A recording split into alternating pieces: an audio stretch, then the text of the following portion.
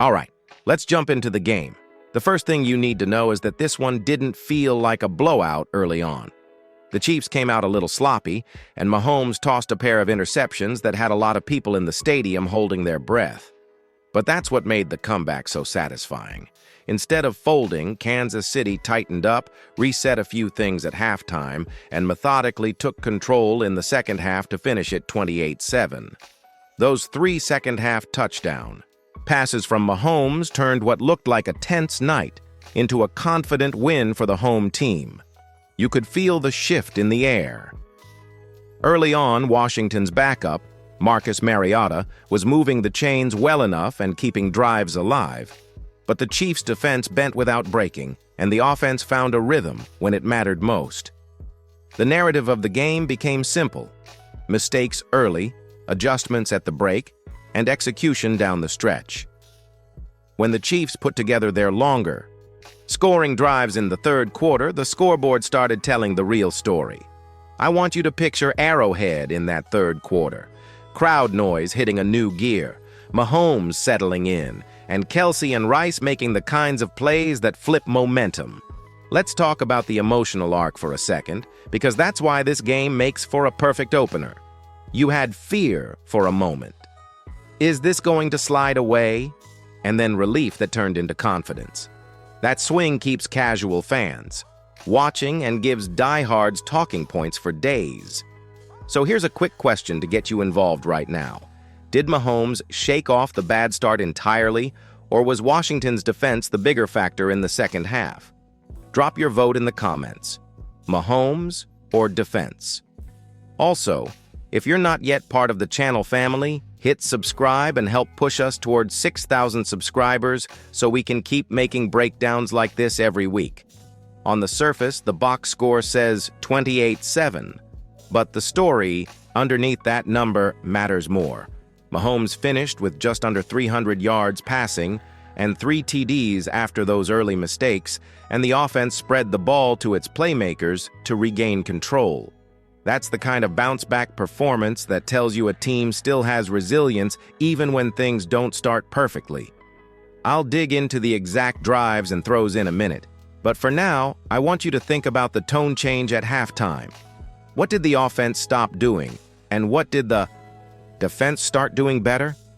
Put one specific play or moment in the comments you think turned the game.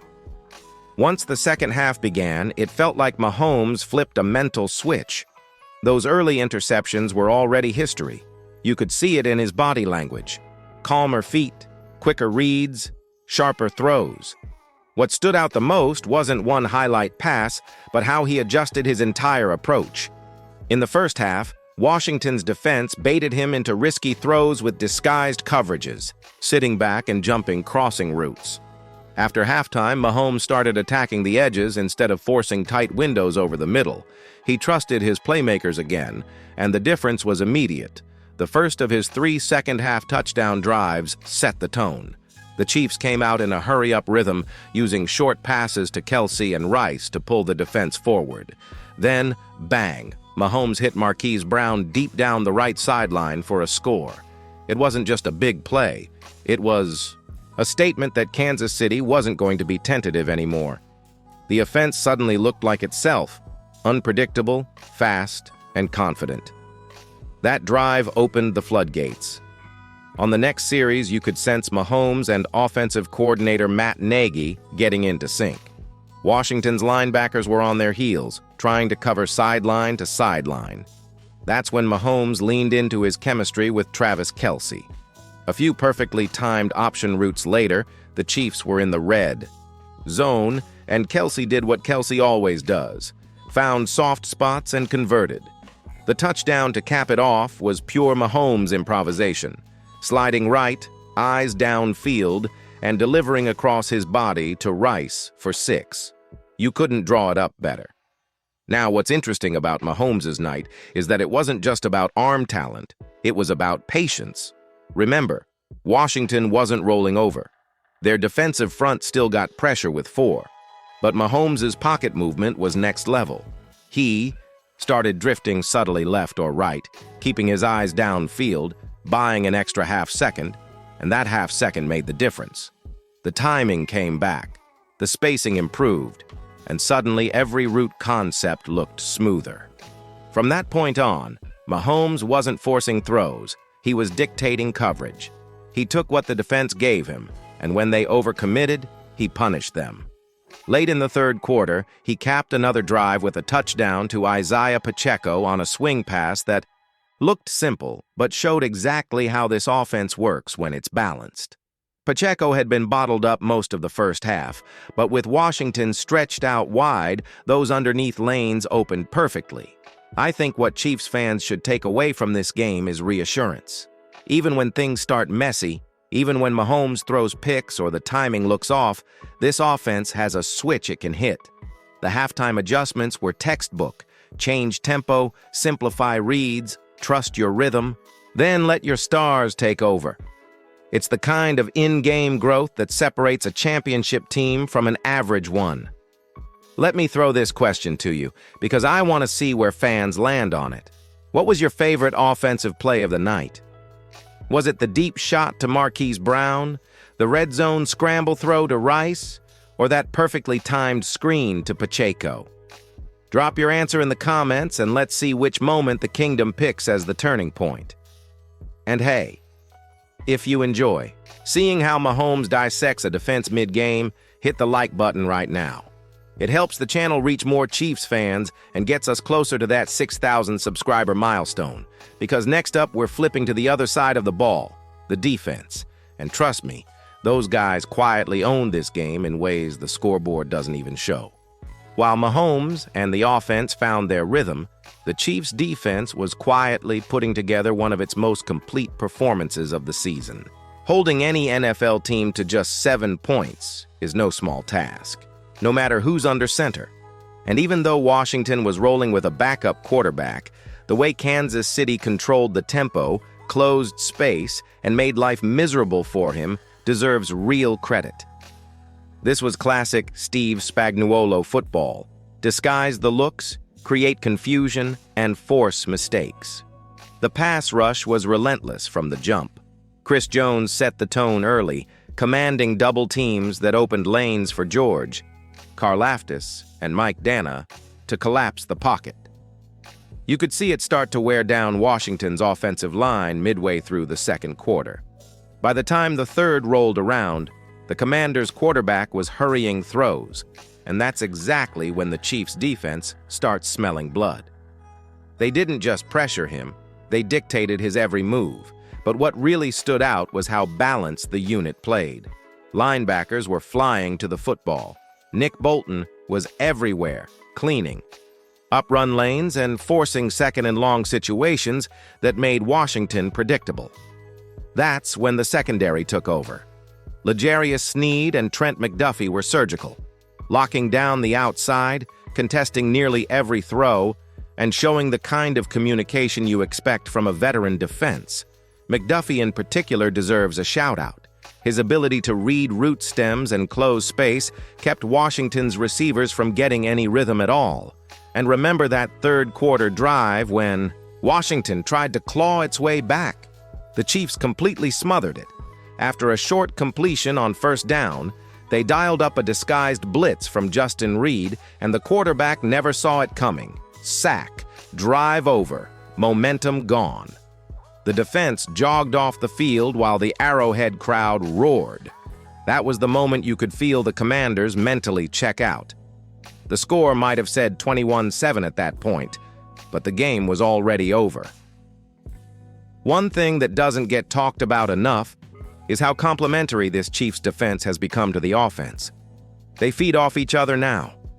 When the offense stalls, the defense holds. When the offense starts cooking, the defense pins its ears back and goes hunting. That kind of chemistry is rare, and it's why this team keeps winning even when games start ugly. Let's talk about one of the hidden heroes, too. Defensive tackle Tershawn Wharton. He doesn't always fill the stat sheet, but his interior pressure on third downs forced hurried, throws that turned into incomplete passes and field position swings. Those small plays matter, and the Chiefs have built a roster full of guys who do the dirty work without much spotlight. By the end of the night, Washington's offense looked completely out of sync. The Chiefs allowed under 200 passing yards, and their third down defense once again ranked among the league's best. For Spagnuolo, that's the dream. Force your opponent to play left-handed and never let them dictate pace. So I want to throw this question out to you. Who was your defensive player of the game? Was it Chris Jones for setting the tone, Bolton for his tackling, or maybe McDuffie for those textbook coverage snaps? Drop your pick in the comments below. And while you're down there, make sure you tap that like button if you're proud of how this defense is performing week after week. It really helps grow our Chiefs community and keeps these breakdowns coming. Up next, we'll look at what this win really means going forward, how it shapes the standings, builds momentum, and what the next few weeks could look like for the defending champs. When the final whistle blew and the scoreboard read 28-7, it wasn't just another win. It was a statement. The Chiefs didn't just beat Washington, they re-established their rhythm, reminded the league who they are, and built the kind of confidence you need heading into the next stretch of the season. This game might not have been perfect early, but the way Kansas City responded after halftime showed exactly why they're still one of the most dangerous teams in football. If you've been following this team for a while, you know that mid-season games like this one often tell you more than the big primetime matchups. They reveal how the Chiefs handle adversity, how they respond when momentum swings against them, and whether the leadership still drives the locker room the way it used to. After what we saw against Washington, there's no question. This team still has the hunger. The communication on both sides of the ball looked tight, and the energy from players like Pacheco, Kelsey, and Jones radiated through the entire roster. This win also came at an important time in the schedule. The AFC race is tightening, and every game matters for seeding. Beating a team you're supposed to beat isn't just about the W. It's about doing it the right way. The Chiefs didn't play down to their competition. They imposed their will. That's what championship-caliber teams do. Now, looking ahead, the road only gets tougher. The next few weeks feature matchups that could define where Kansas City lands in the playoff picture. Every possession, every drive, every adjustment matters. But if the Chiefs carry this balance, Mahomes' composure, the defense's discipline, and that never-say-die mindset, there's no reason they can't keep stacking wins and reclaim that top seed in the AFC. There's also something deeper about this particular win. It reminded fans, and probably the team itself, that even when the execution falters early, the culture never does.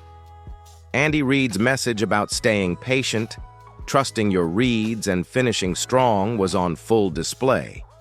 You could see it in the way the players celebrated afterward, not over the top, but proud, united, focused on what's next.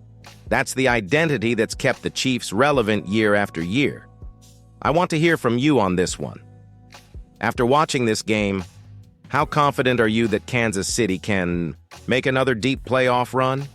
Drop your confidence level in the comments from 1 to 10 and tell me which team you think poses the biggest challenge down the road. Is it Baltimore, Buffalo, maybe Miami? Let's start that conversation. Before we wrap up, if you've been enjoying these weekly breakdowns, do me a quick favor. Hit that subscribe button and help us reach our goal of 6,000 subscribers. It's free, it takes 2 seconds, and it really helps keep Total Chiefs News growing so we can bring you even more in-depth coverage every week. Also, hit the like button if you're proud of how this team handled business at Arrowhead, because wins like this remind the entire league that Kansas City still runs through Patrick Mahomes, Andy Reid, and a defense that refuses to back down. When you zoom out, the story of this game isn't just the 28-7 score. It's resilience, it's coaching, it's leadership. It's the reminder that championship teams don't panic. They adjust, refocus, and finish. And that's exactly what the Chiefs did.